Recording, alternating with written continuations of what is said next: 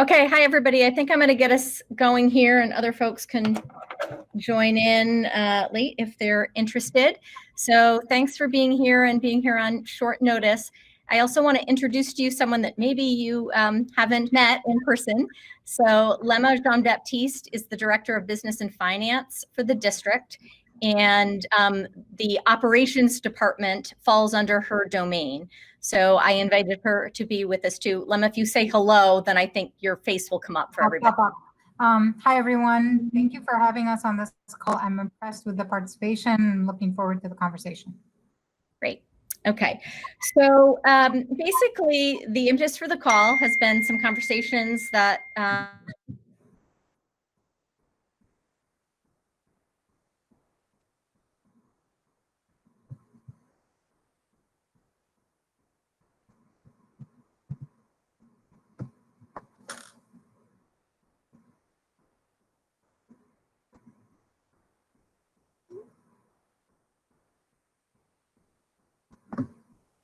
that we want to do today, and then we can open it up to questions. I'm having people keep wanting to be admitted, which I think means they're trying to come in without their WPS address, right? That's the problem. I will let them in. Okay. Okay, so basically there's sort of three categories of things that we want to talk about today. The first has to do with ventilation, because we've been getting some questions about that. Then we want to talk a bit about cleaning and disinfecting protocols. And then I also want to talk a bit about protocols for responding to a COVID-19 situation, say if somebody tests positive, for example. And, oh, am I frozen? Lema's telling me I'm frozen. No, that was, I'm frozen, you're back. Okay, thanks. So we're going to talk about those issues and then open it up for questions. Okay, so let's talk ventilation. So I guess I want to start by acknowledging a reality, which is that we have different buildings in the district, and the buildings are different vintage, right? They were built at different times. And so sort of the questions and the approach around issues of ventilation and HVAC are going to be different in different buildings, depending on what the system is that is there. And we do have some old buildings that have some old HVAC systems, which I think is, you know, very common in school districts. So, you know, I'll say out loud what I think is probably obvious, but it's good to say these things out loud. You know, any notion that we are somehow going to be able to replace or fully retrofit the HVAC systems in each of our buildings is clearly not realistic. It's not realistic from the perspective of the budget. It's not realistic from the perspective of time. And frankly, just in some cases, the age of the system. So, you know, even if we had millions of dollars in several months, we wouldn't necessarily be able to replace some of our HVAC systems, which is why we're looking at things like building projects. So that's, you know, the reality. And so the question then becomes, well, how can we assess our systems and figure out how to make them as safe and effective as possible? And I want to assure you that it is absolutely our goal to do everything we can to ensure people's health and safety and to mitigate risk. And I'm going to say out loud another truth, which is that you can't eliminate risk in the world, right? I think we probably can all acknowledge that, but we can certainly do everything we can to reduce it and to mitigate risk. And that's what we're working hard on right now. So we have some sources that we're working with. DESE has put out guidance documents around facilities and operations that includes a section on ventilation, and we are certainly working with those parameters. The MTA has also put out some documents, and we have those, and we've been reviewing those. And as Lema and I have been talking, when we look at it, I think they refer to it as their checklist around ventilation. We think it seems very reasonable. So we're looking at those checklists and trying to check things off, basically. We also have access to other experts. So there are people that we're consulting with. These are people like, you know, I've been speaking to an epidemiologist who's sort of like the head person at the Massachusetts Department of Public Health when I've had some questions. And then we have our own consultants that we work with. So just yesterday, we had a consultant who is an HVAC engineer, and he came in to meet with Lemma and Ken, and you know, they were walking through buildings, looking at each space to try to understand how we should be approaching this on a space by space basis. So we're doing those things. As we look at the guidance document and look at the checklist from MTA and talk to folks, we think that there are really three major things that emerge. And so the first sort of strategy or goal is to look at the filters that you have in your HVAC system. So we want to talk about that. That seems like a high priority strategy. The second thing is to increase, to the extent feasible, the amount of fresh air that's coming into a space. And there are different strategies for doing that. So we're thinking about that. And then the third issue, I would say, is to decrease the amount of recirculation of air within a confined space. So we're really focusing on those three big important things. So I'm just going to say a few things about filtration. I've been learning more about filters than I ever thought I was going to know. And so it turns out that filters are graded on a system that's called MERV. And so the goal that we're going for here, what would be fantastic, is if we can install in our HVAC system, whenever possible, a MERV 13 filter. So MERV 13 it is. We are working hard at that. And we could get into the science. I can say things, but I don't know that all of us even know what it means, but it has to do, a MERV 13 filter can filter 0.3 microns or smaller, which is apparently great if you're trying to filter viruses. And so we've been told this is a good way to go. And so we're assessing all of our HVAC systems, and any system that we have in the district that can accommodate, in terms of the technology, a MERV 13 filter, we will be installing that. Some of our older systems, you know, MERV 13 is like beyond their reach, right? That's kind of a present day technology. And so we are assessing that with our consultant, and we're committing to installing the highest grade filter that each of the systems can take. So we're looking at the specs and figuring that out. So I think we're doing everything we can in terms of that particular goal on filtering. I'm going to turn it over to Lemma for a second to talk about airflow or fresh air. Fresh air. I'm trying to read the chat as well, and I'm not good at it. Yep. Okay.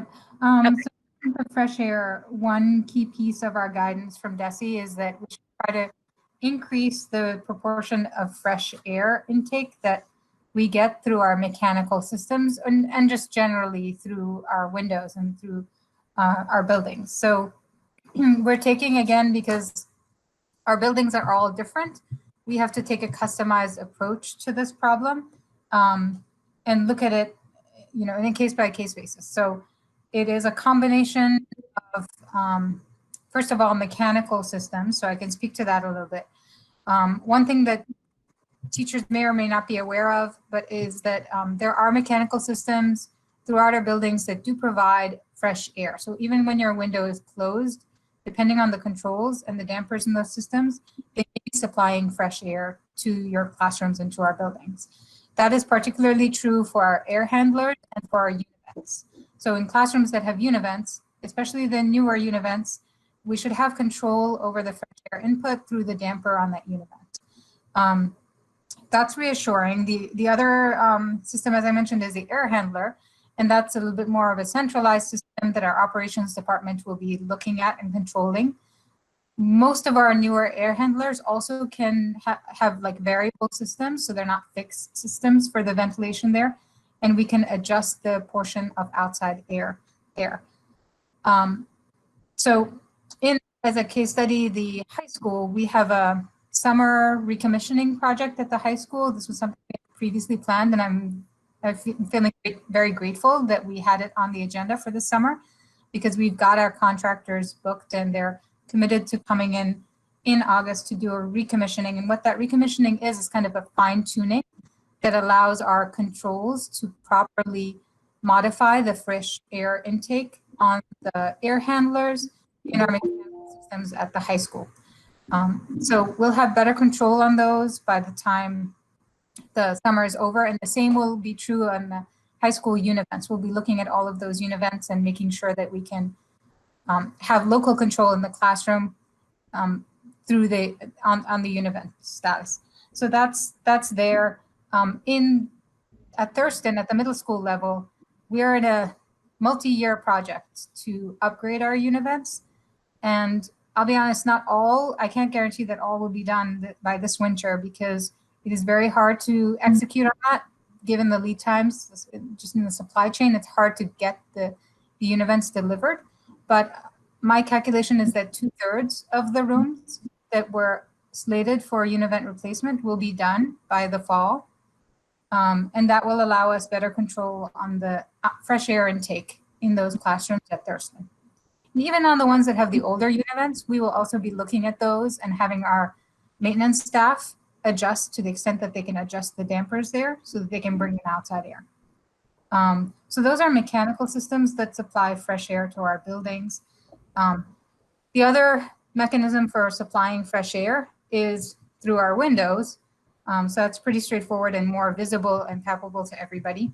Our staff is going through the buildings, especially focusing on rooms where we don't have mechanical fresh air supply, and making sure that the windows are all functioning, can be opened from the inside.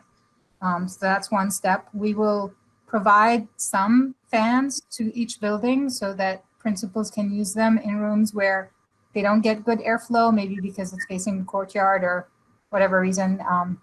Sometimes there's a science lab backsplash that blocks the window. So if there's a reason that there's a fan needed to supplement, fans will be on hand at buildings for those reasons. And then finally, there are some spaces that we will be targeting and recognizing that the approach may not be, the window approach may not be sufficient, or not, we don't have windows, and also we don't have a mechanical system that will provide fresh air. And in those spaces, on an as needed basis, we would look to air purifiers.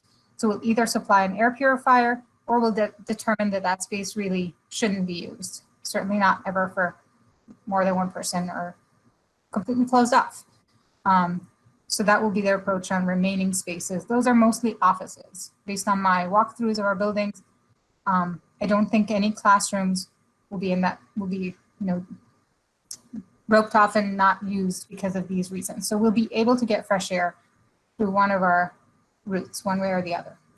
I think that's it for fresh air. And then the last piece is... Lena, I'm just going to jump in because I see some people putting some questions in the chat. And I just want to address them, right? So one of the things that I just want to say is that, we're not making this up. So I just want to be clear that when we say, let's get some box fans and put them in the window, it's that's not sort of our speculation, right? So that there is like guidance from people who think about these things and know about these things. And so what we would do is, the guidance is that it can be helpful to put a box fan in a window to draw the fresh air in from the outside, and that would be a good idea to do that. So I just want to assure you, when people are saying, oh, isn't that just going to recirculate germs or whatever it is, we're not spitballing, you know what I mean? We're going to rely on the experts and the guidance, and only implement things that those folks have said are effective strategies for mitigating risk. So that's the thinking behind that. Okay, I interrupted you. Sorry, Lema. No, I agree. I think I was going to say that there is guidance now, and this is new, that we should avoid recirculation of indoor air. So the same existing air recirculating again and again. And that means, you know, for teachers, if you do have a fan in your room and you don't have a window open, maybe you shouldn't turn on that fan. So we all need to get educated and to rethink the way that we handle air circulation and make sure that we're working together to accomplish the goals, right, that we have, like increasing fresh air intake and to the extent possible controlling any virus spread. Yes. Okay. And so that actually leads me to sort of the next topic, and this is related, that that there are times where if you decide that what you're going to privilege is things like bringing in fresh air and thinking about that as a risk mitigation strategy, that there are trade-offs.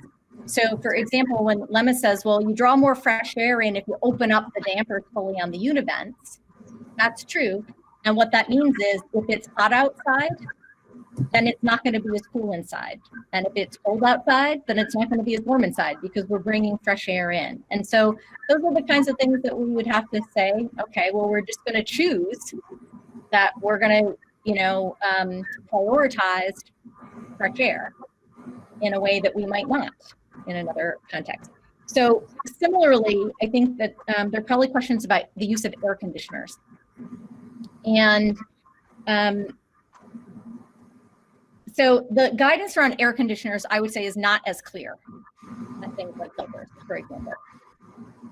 So I spoke to an epidemiologist at the Department of Public Health. I called her specifically to ask her about air conditioning. And she also says that, yeah, there's sort of like mixed, not that there's mixed evidence, it's just that it's just not as clear what the guidance should be on air conditioning. And what he told me is that there's no evidence to suggest that you should not use air conditioning if the conditions warrant it, meaning that it's really hot outside and it would be nice to cool the space down. She shared with me that this has been the debate among all the public health people during this heat wave. Should they open up cooling centers in Boston, for example? And they determined that the answer was yes, that the risk to people of you know, being in 99-degree weather was greater than the risk of being in an air-conditioned space with a bunch of people wearing masks and socially distancing. And they did that analysis and decided, sure, use the air conditioning. That the bigger public health threat was having everybody, you know, overheat. So, you know, we think that as a district, though, we could do sort of a similar analysis and we could make some agreements with each other. You know, maybe we decide that we're not going to use air conditioning, but we agree that at a certain threshold temperature, the adult in the room, using his or her judgment, could decide, well, it's now, you know, 82 degrees in here, and we can turn on the air conditioning and cool down the space for a little bit. So I think that those are the kinds of things that we would have to determine as a community, because the other option is to not use it and be hot, right? And maybe that's a viable solution as well. So we would have to think through those things and make some decisions, I think. Yep, I agree. On that note, Emily, I just want to clarify. I agree that I think we're going to have to find a sweet spot that we agree on as a district and determine that, you know, below a certain temperature, if your classroom doesn't reach a certain threshold, we just agree that you don't turn on a split unit or a local air conditioner in your room, just because a little bit of discomfort sometimes might be tolerable in the interest of the health and well-being of all. That said, there might be temperatures at which we just say, now it's getting uncomfortable, and the adult in the room or the adults in the room can make a decision on turning on the AC, and they should have the discretion to do that for their own comfort and well-being and in the interest of the students who are in the room there. And I want to distinguish one more thing about air conditioners, which is that there's a difference between the ones that are more runoff rooftop units, where there's an air handler that we can control outside air intake on. So those air conditioners may have a portion of outside air that's being filtered in and getting cooled and then circulating in the building, versus the smaller units that you might see in a window or in buildings where we retrofitted an AC and it's just for that one room only, those air conditioners, almost all of those really are only recirculating the same indoor air over and over again. And those are the ones that are more of a concern. So in our larger buildings, I would say the modulars at Thurston or the high school, for example, the operations department will have to know to what degree we're getting fresh air. And if we have filtration and if we leave the chillers on, that might be the best strategy for the building. In our classrooms where it's just a 1-unit air conditioner, we might need a district-wide agreement on what's our threshold and tolerance for high temperatures. Yeah. And at what point do we turn it on? Okay, so I'm just going to answer a couple questions in the chat and then we'll pause and take any other questions on ventilation before we move on to other topics. So there's a question here about fans. So I guess I want to clarify that the use of fans has to do with box fans and windows for the purpose of increasing the amount of fresh air that's being sucked into the room. That's the only context in which we'd be talking about using fans. It's about fresh air. It's not about temperature, right? And then this other question about there are rooms that don't have windows in the middle school and elementary. So I just want to reiterate that we would be assessing every space on a case-to-case basis, that there are some rooms in the district that don't have windows, but do have other mechanical systems that draw fresh air in, right? So we would need to look at that. And then if neither of those things were true, then at that point, we would have to troubleshoot for the space. And if it's something that we would be still looking to have a group of people in, we'd have to think about that. And at that point, you're moving into things like air purifiers. That's the way to troubleshoot for the space. Exactly. Yep. Is that accurate, Lemma? That's absolutely accurate. So we do acknowledge there are some of those spaces. Typically, those are not the classrooms. But we will be looking at each building one at a time and going through those rooms to identify what's the strategy that's going to work. And if not, if we can't find a strategy, we'll have to. Right. Okay. Right. So I'm going to pause on ventilation for a second. And we've got, so it says we have 114 people, but I think that if you have a question, you should just unmute yourself and ask. Anything people want to ask or comment or something you think we need to think about?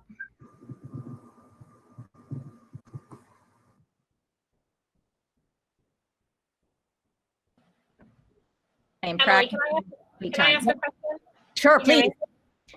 So I just coming from a nursing perspective. It's Laura Cucci. Hi. Yep. Coming from a nursing perspective, just wondering, and I know you said case by case basis, just some of the kids that might require to have it cooler in the classrooms. You know, kids who have seizure disorders and things like that. Yep. So it's just to ask what we these are all things that have to be balanced, right? So we've been dealing with that at ESY, right? I mean, if you have a student for whom, again, this is about like mitigating risk, and sometimes you have to make choices. So if there's a student for whom they have a seizure disorder and it's on their IEP that the temperature needs to be something, right? I mean, we worked with parents on that issue for ESY, and sometimes the answer is, yeah, we need to use air conditioning in that space. So we'd have to think about that. That's not a tremendous number of kids in this district, so we really can think about that on a case by case. Thank you. Yep.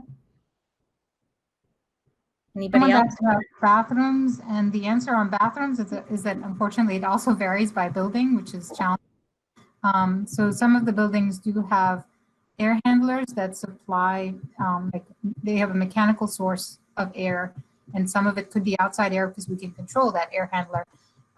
That would supply air to the bathroom. Those are the newer systems, right? So you can imagine like our older buildings are the ones where they don't have that mechanical source of fresh air in the bathrooms. And in those buildings where where we can open a window, we're going to need to open a window in the bathroom. So that's a reality. The question about are there definitive numerical ventilation benchmarks? I mean, I think the answer to that is unfortunately no, that there really isn't like a metric for this. And yeah, I mean, that's the situation. So we're going through each space and saying, the goal is to say, let's try to increase the amount of fresh air in here. What's the strategy for doing it? Yeah, and we're working, I mean, as you started framing this at the beginning, Emily, we have to work within our existing systems. So there are some benchmarks for the new systems that are constructed. So if we're buying a system, we certainly know what it's going to require to meet code. We can't build new systems in some of our older buildings in the time frame that we've got now, and in some cases not without building an entirely new school. Okay, anything else on ventilation? I appreciate the point about slippery floors because there are consequences to opening windows, and certainly the humidity is going to be one thing that we're going to face. There are impacts on our buildings when they're really humid indoors. So.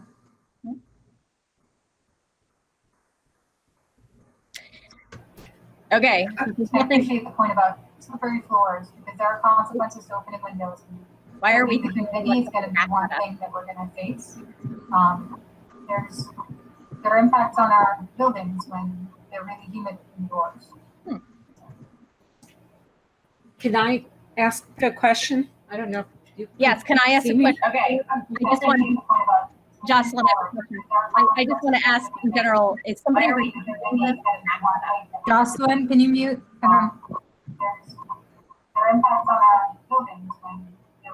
I'm hearing myself through Jocelyn's computer, which is. Can I ask a question? I don't know. Go ahead, Can Jocelyn. I ask a question? Okay. Jocelyn, I just want to ask in general, is somebody? Jocelyn is not working. Jocelyn, You can just you mute mute? yourself. I will mute you right now. Okay. Thank you. Jocelyn, if you have a question, you can type it into the chat. Okay. And I just asked a question about recording, and I'm going to ask that again. It's not necessarily a problem. I just feel like in the interest of like trust, it would be good to know if that's what's happening right now.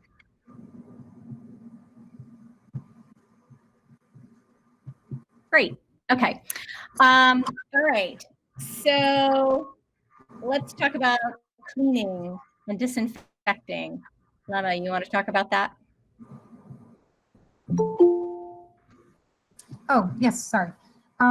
So on cleaning and disinfecting, I was looking at a question that popped up in the chat. Lauren, if you could mute. I'm muting. Lauren.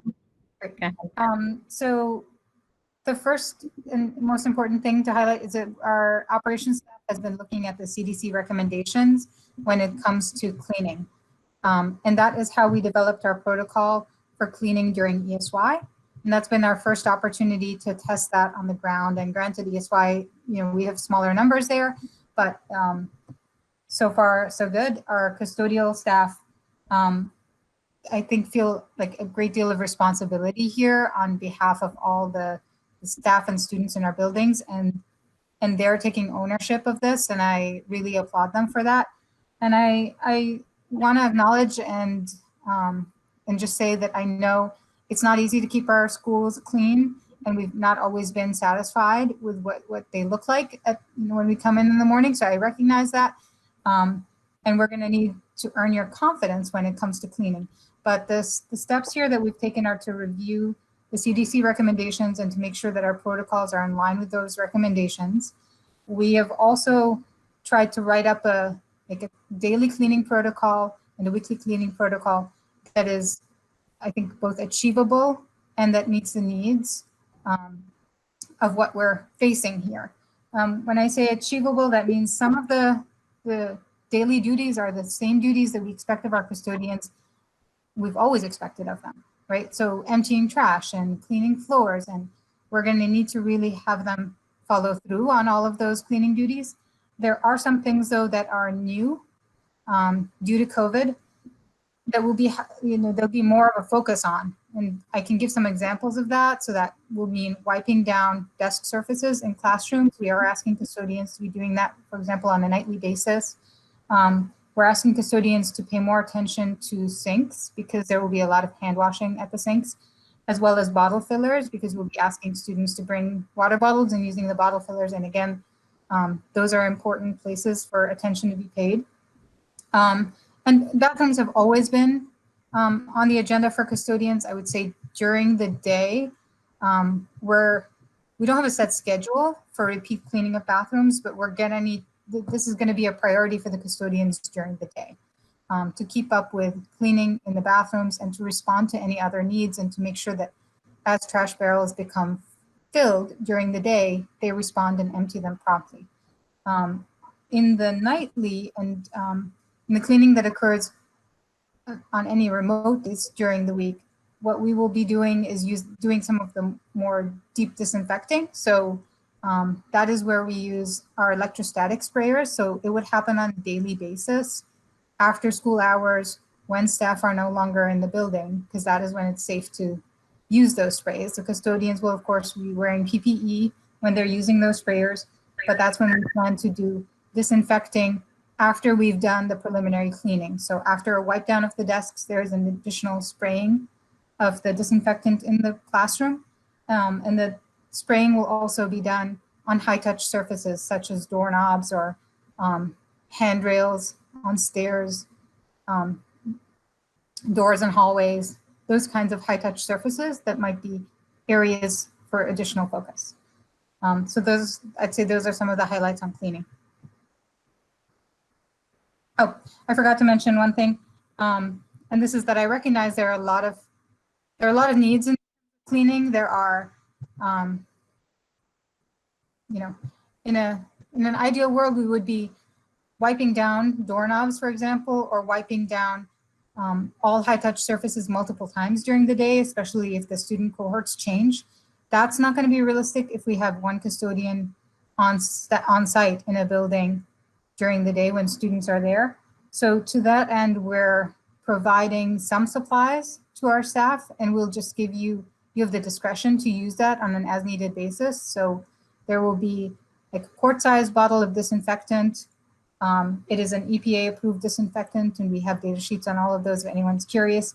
But that will be available in classrooms along with a tub of paper towels for anyone that wants to do additional cleaning. I can imagine for elementary schools, for example, if there are any supplies that need to be shared between students, the teacher may want to have some disinfectant on hand to wipe something down as you pass it around the room. So, okay. I can take questions. I'll check the chat.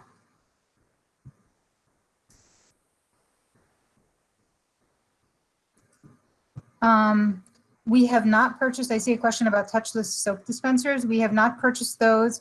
And part of the reasoning was we had to weigh the cost benefit on all of our decisions and think about, you know, although we're blowing past the typical year's budget for cleaning and disinfecting, this was one place that maybe we thought it wasn't worthwhile, because after you dispense the soap, that's when you're washing your hands. So the logic was that, you know, you're washing your hand at that point and then using a paper towel to dry off, and you have clean hands. So we're staying with the equipment that we've got. Hand sanitizer, a question on that, will be available in all classrooms. So there will be a dispenser with hand sanitizer. We bought some big ones, and we're now starting to stage those items. We should have enough for every single classroom in the district. So it would be a large gallon-sized dispenser with hand sanitizer that hopefully doesn't run out too quickly. Yes, I mentioned that rather than wipes, we will be supplying bottles of disinfectant and paper towels to the teachers. And the reason why we're choosing that rather than wipes is because wipes are in short supply, and we couldn't procure that in the quantities that we needed to provide it to all of our classrooms. So we have it for more specialized locations, but it wouldn't be in every room, but we would have disinfectant and paper towel in every classroom.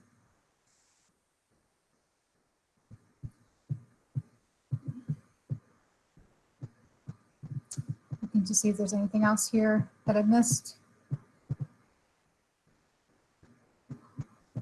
Realize I've been talking away on mute. So I'm like, why is Lemma not hearing me when I ask these questions? So hand sanitizers in big common spaces. That's one of the plans as well, correct? So we'll definitely have that available. In terms of some of the PPE issues. We've got a lot of experience with this from ESY, and we have charts that we can share.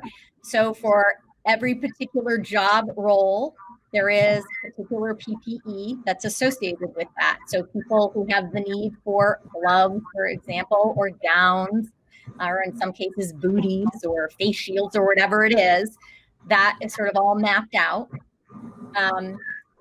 You know, I think masks, question about whether or not teachers are being provided masks, I think our thinking at this point is that teachers, you know, like I have my mask here, will bring in their own masks. And, you know, we thought about getting like, I don't know, special branded masks or something. But what I have found, I don't know about you, is that I like some masks better than others. And so people can sort of choose what they feel comfortable with. We certainly will have a supply of masks here in the event that somebody forgets one day or, you know, for whatever reason needs a replacement. We'll do that. Again, for specialized roles, so for nurses, we would have N95 masks, sort of higher grade masks for people who are in those kinds of roles. Yep, and I would add that DESE, the state has been very prescriptive about what supplies in terms of PPE need to be provided to which staff members. So they've given us guidance exactly on what nurses need to be provided with and what other teachers and other staff in special education classrooms need to be provided with, and how often we need to be replacing those supplies. So we've taken that into account in purchasing the PPE. And I think we're almost fully stocked. There are some items that were where the supply chain wasn't, like we couldn't purchase things in time yet, but these are the more specialized items. Really, we've got enough supplies, and I already feel confident we're actually starting to count them out and get ready to distribute them to our buildings. So we're in good shape on PPE. Yeah. There are questions about custodians and whether or not we're going to be hiring more custodians. So I would just start with that back when we were developing the FY21 budget, before we knew that we were heading into a pandemic, we budgeted for an additional custodian this year that we were thinking of as a swing custodian, so that, you know, on occasion we have people who are out and that creates some challenges. And we wanted to make sure that we have somebody that we can deploy as necessary so that we could internally provide coverage in real time. So that was already part of the plan, which is, you know, fortuitous at this point. We've had some conversations about this. I mean, you know, you have to imagine that we have many, many things happening here in terms of teaching and learning models and health and safety and, you know, you name it. And so every time we have a decision to make, we're making a decision and thinking about the budget. And so I would say that the answer to that is maybe we would hire somebody else. We have some protocols and some staffing models in place, and we want to see what we can do with that. And if for some reason that didn't work, then of course we would be looking to make some other decisions. Some buildings are bigger than others, right? So I think the challenge is for a custodian who's on duty during the day in Deerfield is clearly a different challenge than in the high school. And I think this is where we may have to also sort of use students sometimes and develop some routines around, you know, cleaning, much like they're washing their hands. You know, we may say, and we're all going to take a break right now, and here's the spray bottle, and we're going to spray down all of our desks and wipe down that surface now. Kind of use like the Japanese model where the kids are involved in taking care of the space as well. So we're going to have to use some strategies like that. Let me just see if there's anything else. There's a question about supplies in smaller offices that might be used. Number one, we'll have to be conscious of like what is the social distancing capacity. So what are the capacities of these offices in the first place? And I will allow principals to make determinations on that. But we are providing hand sanitizer and disinfectant. We counted for offices and bought more than just what we need for classrooms when we made those purchases, and we'll continue to supplement as needed. there's a question about is the existing custodial staff robust enough to ensure like the deep cleaning thing. So I do just want to reiterate that, I mean, some of it is that we've just purchased different equipment that we used to own. So, you know, like pre-pandemic, if we think back, the idea that we would be like disinfecting the entire, you know, name your space, that would have been a like, you know, you have to do that by hand. And now what we've got is these electrostatic sprayers. So sometimes you'll see custodians, some of them are like, you put them on your back, right? And you kind of go around like a Ghostbusters kind of look and spray things around. And then we also have some smaller versions of that as well.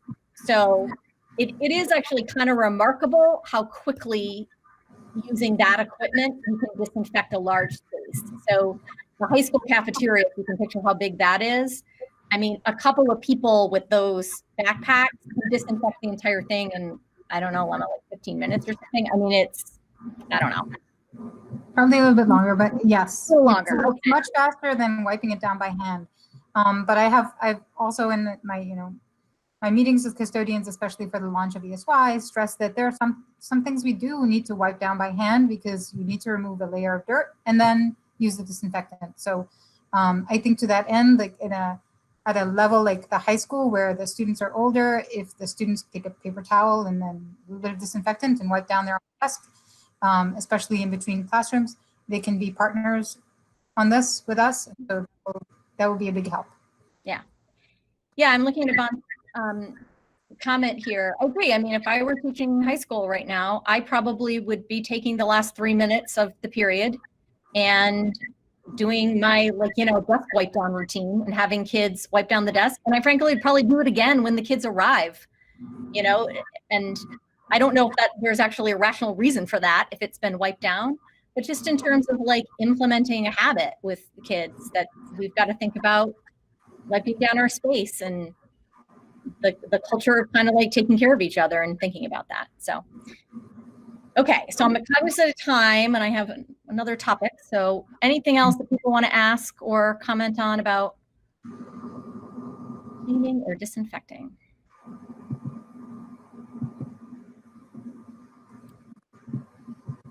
Okay, I'm going to pivot. So the last thing I want to think about is, you know, a response to COVID-19 situations. So there is a lengthy protocol document about that. So that would be when we have a situation where somebody reports that they have tested positive, for example.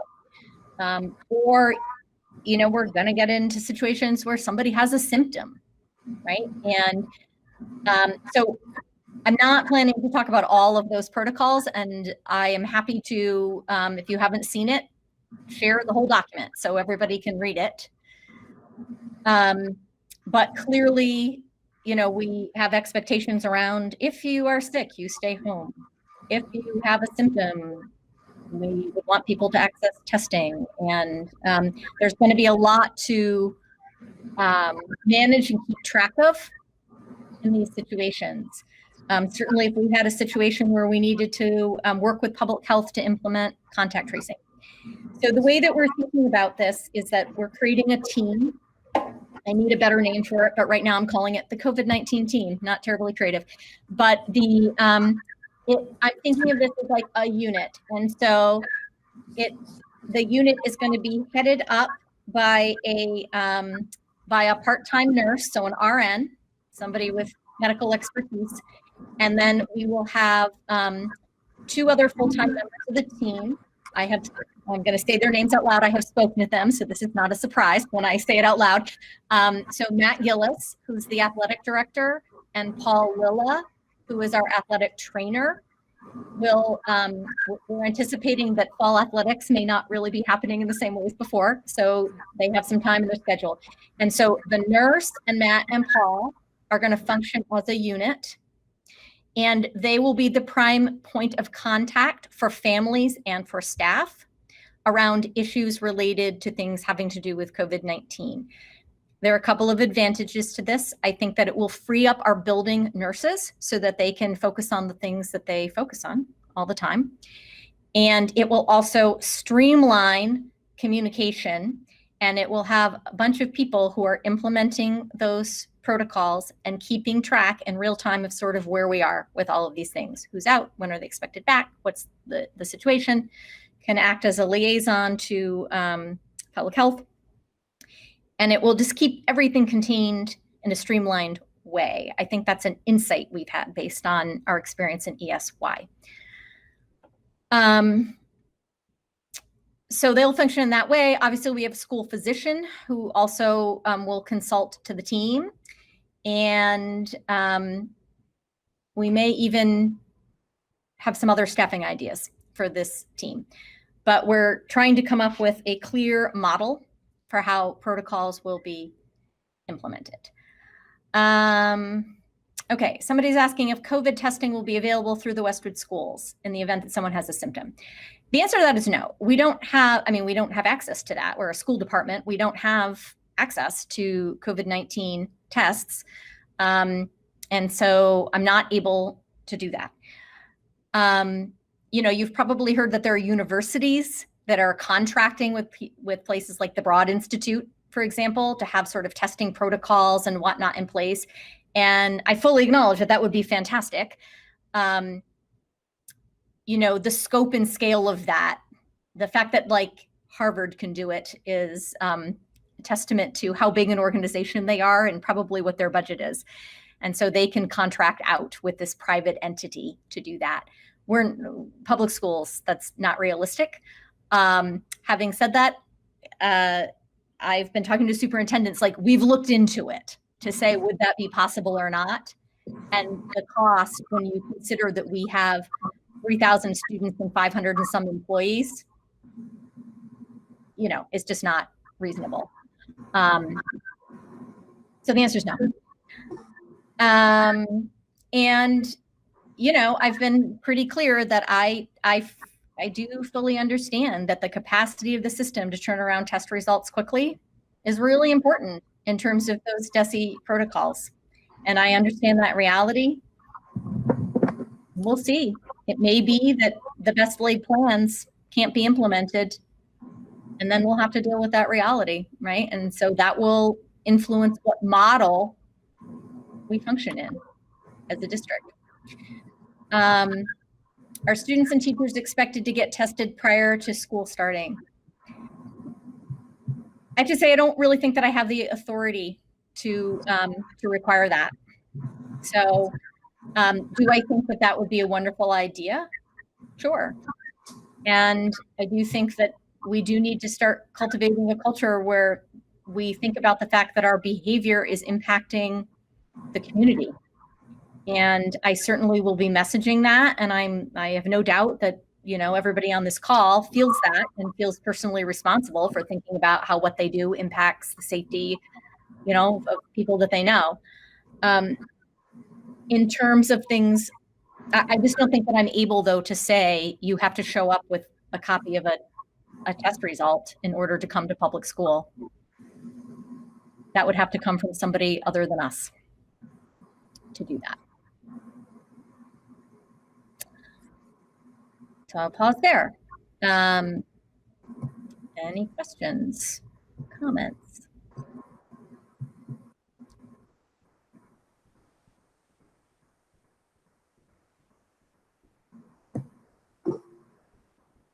I'm going to employ a lot of wait time right now. It's my best teacher move to see if there's anything else. Will there be, see, you wait, and there's another question. Will there be travel restrictions? So I would say this, the governor has imposed travel restrictions, and I would assume that we would all be following those. And I certainly, in messaging to the community, will remind them of those things. I do think that means that we all have some personal responsibility to say, if the first day of school or the first day of work is this date, and I know that the expectation would be that I have to quarantine for 2 weeks if I go to Florida, that people would be doing the math and figuring out, what they need to do in order to be, ready to go on the first day. And I will message that to parents as much as I can. And I feel like I hopefully don't have to message that to faculty and staff, because I assume people have that sense of responsibility to each other. Is there any way to track students and teachers' temps, even if it's on an honor system? So right now, I'll tell you that for the summer, for those of us who are here working, we have a system where there's a QR code posted on the doors in the vestibules as we come into the building. And as I arrive each morning, I hold my phone up to the QR code, and it takes me automatically to a Google form that captures my email address, and it asks me to attest yes, no. Basically, if I can say that it's a list of things like I don't have any of the following symptoms, I don't have a fever, right? And so you're asked to proactively answer yes, I'm okay. And then you step in the door. We've been talking about, should we do something like that? Now, I have to say, I don't think that we can do that with, I'm talking about adults here for a second. Is there value to doing that? We clearly are going to be communicating what the expectations are around, if you have a symptom, you stay home, right? You don't come to work. So really what it is it's just sort of a layer to get people to stop and think. I don't know if that is changing my behavior or not, right? I would stay home anyway. But I think that that's something that the working groups have been talking about. In terms of students,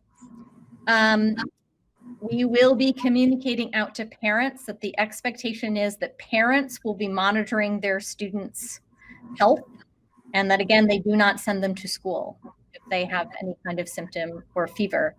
And in those protocols that I referenced, if a student ends up at school and does have a fever, for example, then we send them home, and then the whole protocol has to be implemented around testing or quarantining. So I'll send those out so that you can see what those are. So I think that's important. Will students have access to hand washing immediately after disinfecting desks? Well, no, they would have access to hand sanitizer. So we have hand sanitizer in rooms. Obviously, elementary classrooms have sinks. Some science rooms have sinks, but not all of our classrooms have sinks. And so we have hand sanitizer instead. I'm making a note of a lot of these questions because many of them are really excellent questions, and we are scrambling to get as much as we can documented for protocols for September. And we will be looking to teachers to support us. So we have a lot of teaching to do. Our own teachers need to understand there will be protocols and new habits that we have to form as we launch the school year, but also we'll need the teachers to help us getting students on board. So that means if students need to learn how to disinfect the desk in a way that's safe for them, that's something we're going to have to do classroom by classroom. And we'll give you our guidance, and we'll ask for your support with that. Mm-hmm. So I'm seeing questions here about basically, what if we have like knowledge that somebody has traveled and should be quarantining but isn't? And those are interesting questions. I don't know. I just, in general, I will reflect on this, but I hesitate to create a culture of like diming each other out. I tend to come at it from the perspective of, let's create a culture of expectations and commitments to each other and all of those things that we always do in schools, right? About how do we take care of each other? How do we treat each other? What does it mean to be a member of a community?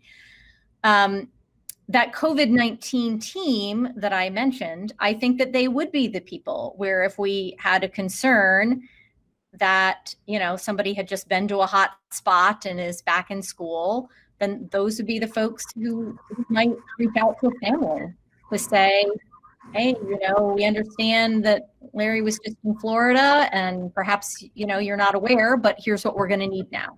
This is what the protocol is, and he's going to have to stay home. And we had a little bit of experience with that at the end of February and beginning of March, where we were starting to get those that the CDC was starting to implement those rules about people re-entering the country from certain places. And I will tell you that my experience in dealing with families during that time, and that was a very uncertain time, was that almost everybody was really wonderful and cooperative and wanted to do the right thing. And so when we asked people, could you keep your kid home for 2 weeks? They did. I would say with like one exception. And even that was because at the time, the parameters were not clear. We were asking people to meet a higher standard than what the CDC had said. And our attempts to say, like, could you just work with us, please, didn't work in that case. But in every other case, people were reasonable. And so I do think that's generally true. And, occasionally you have people who are obstreperous and you just have to handle them on a case-by-case basis and see what to do. Okay, so will there be a plan for how to handle students who refuse to wear a mask or social distance, for example? So, parents have been asking that question too, right? Parents also want to know that, how are you going to enforce this? Because they want us to enforce wearing masks. And so I'll tell you how I've been answering that in parent forums is, well, we're going to enforce those expectations the same way that we enforce every expectation in schools, right? Kids come to schools and they know that there are rules. That's part of the deal at school. And what do we do when we create rules? Well, we first it's the cultural piece where we talk about why and why are we doing this? And we keep messaging that, right? And we put routines in place and we practice them and we make sure that, people are on board with that. And then if that doesn't work, then we move to redirection and consequences and engaging parents and all the things that we always do. And I think that we, undoubtedly will have to deal with that with some kids and masks. I can tell you that at ESY, that has not been the problem really in terms of people just kind of cooperating. It's been pretty good. So we'll have to see.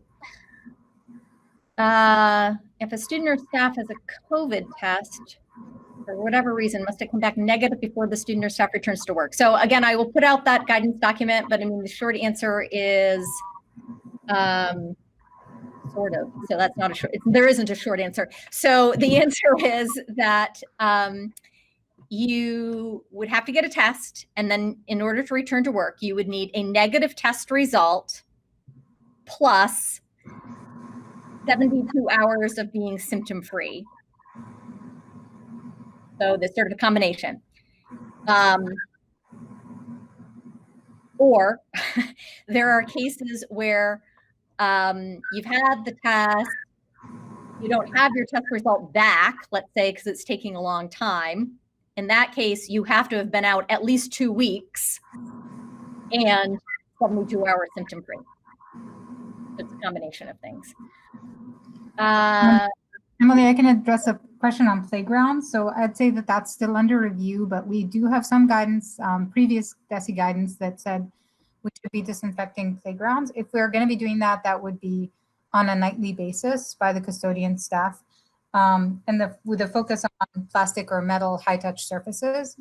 In between cohorts, they do say that where possible, that would be nice to disinfect. But the new facilities guidance isn't very directive on that, so it gives us discretion. And I'm going to have conversations with principals to see to what degree the playgrounds are going to be used.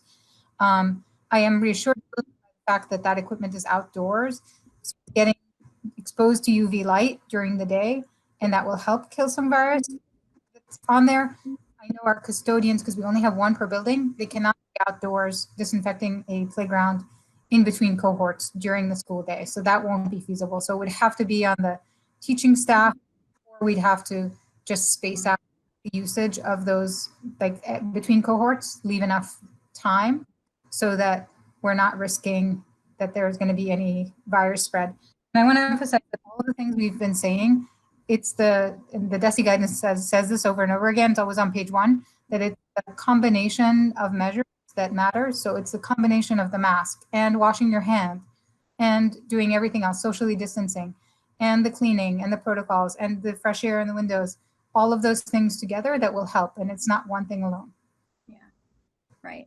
I mean, we're being cautious about public playgrounds are open, but we're, I would say, taking a more cautious approach probably than in the general public around that. So we've got to think about that. Not all workers and families share the concern of the virus. Do the teachers and other workers need to report casual approaches others are taking? I mean, again, I sort of struggle with that one. I mean, I would love it if like Emily Parks could declare that this is how everybody should behave and make it so, right? I mean, that'd be awesome. But that does not appear to be the case. So yeah, I mean, I've noticed that obviously we all see that in our own lives, right? Like different people have different tolerance for risk, and that is true. And schools are a microcosm of the world, so that will be true. I don't think we're going to be able to do that. I think that all we can do, and we do this well in schools, is that we communicate what the expectations are here, right? And we try to control that part of the world that we can control. And so we will do that. I'll be honest, like during the shutdown, I would get parents emailing me, or not even parents, or residents, because they saw, 4 teenagers standing together somewhere on the road and, wondering what I could do about that. I mean, the answer is not much. And so we do have to rely on parents and people using their judgment on some things. And there isn't a world where that's going to be perfect. But as Lemma said, it's like a combination of a bunch of things and mitigating risk. Is there established threshold where we will switch from, say, the hybrid model to fully remote? So that's interesting. So I would say that I think that there is probably more than one threshold. And I don't know that I'm going to be able to say like a number out loud in this very moment, but I can imagine switching from, say, hybrid to fully remote because something happened with the public health metric, right? And so that might be at the state level. And I'll be honest, I think that if that happens, it won't be Westwood. That would be like what happened in March, right? Where like everybody shuts down, we're sheltering in place again, we're in a fully remote model. And I absolutely think that that could happen. I mean, that's why we have to be prepared for the remote model. It could be something happens with the local public health metric, right? Where we think that there's something in Westwood specifically that has kind of sprung up, and we have to make that decision. We could have to switch temporarily into a remote model because we've had a situation in a school and we want to close the building down for 3 days so that we can like air it out and do cleaning and disinfecting. So that could happen. I also think that there could be a circumstance where we are like faithfully going about implementing all of the protocols, and operationally something has happened where we can't continue to function. And then we say, well, now we're going to have to go to a remote model because, I don't know, staffing concerns or student attendance or whatever it is. So I think that there are lots of different things that could trigger that kind of transition and decision. And I don't know. I mean, I think that the only thing that I can do is say to you in all honesty that I feel very responsible for the health and safety of the community. And, I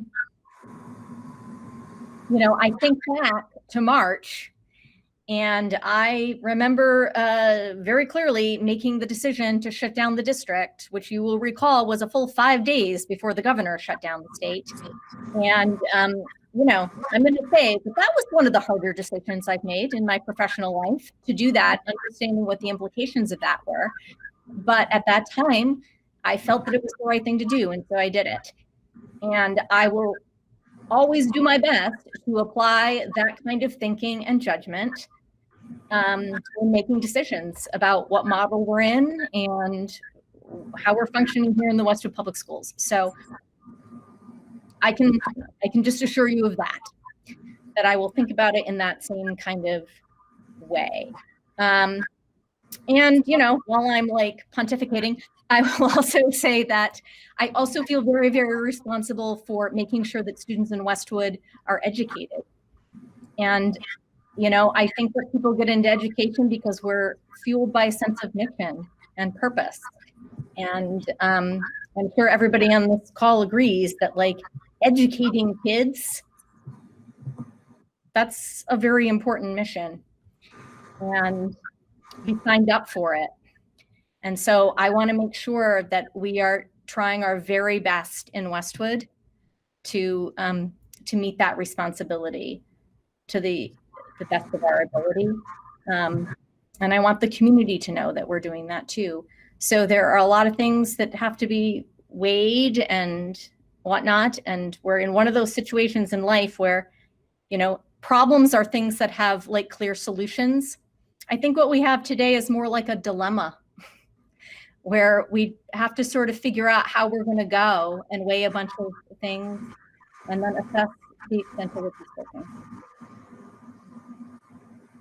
Okay, so I'll stop there. If there's anything else, I'm happy to answer those things. We're going to do another call Thursday at 4. That's going to be focused on, I know people have a lot of questions about like requesting leaves, and so I'll cover all those topics at that time. And in the meantime, you know where to find me. My inbox is out of control though, so if you don't hear back from me for a couple of days, I'm not ignoring you. I just haven't gotten to it yet.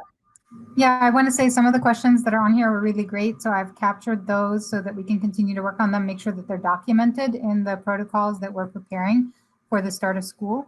And there will be documents and there will be PD and training for teachers where we'll continue to answer the questions. Yep. Okay, we're a little over time and I want to respect people's time. So thanks everybody. I appreciate your showing up for this. Good to see you.